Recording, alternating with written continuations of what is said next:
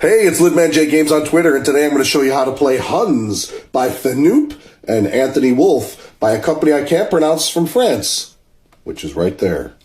Each player gets a player board, aid, and 2 wagons. In the center, you'll put more wagons and you'll flip up 4.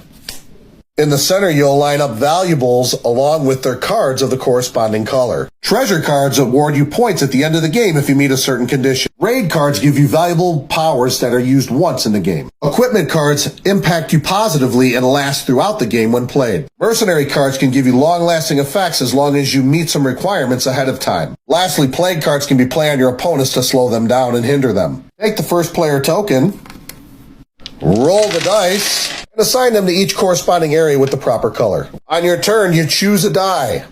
Then you either take cubes or cards. The cubes are used to fill up your carts. You are allowed to put the cubes on the same card or separate them as long as they match. If I didn't take cubes, I would take that many cards from that color. I read them, choose one, and put the other on the bottom of the deck. It's important to note if you take a die with only a 1, you only get 1 card and it must be played. It's important to note in a 4-player game, there's 5 die, which means this person will actually choose twice. Now in the future, when they get cubes, they can be put here, here, or here.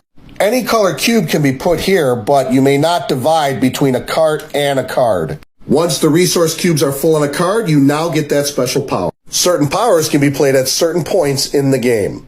When the requirements for a card have been met, store the cubes, flip the card, choose another face up or face down.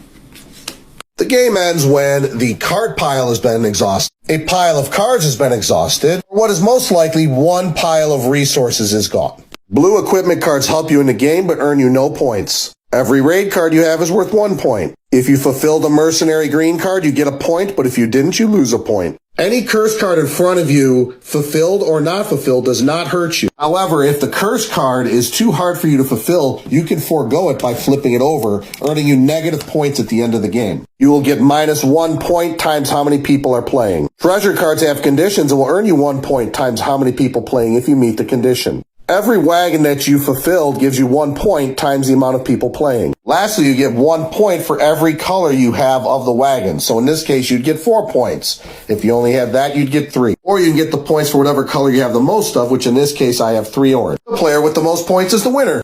Huns is a fun, snappy game that I do recommend you check out.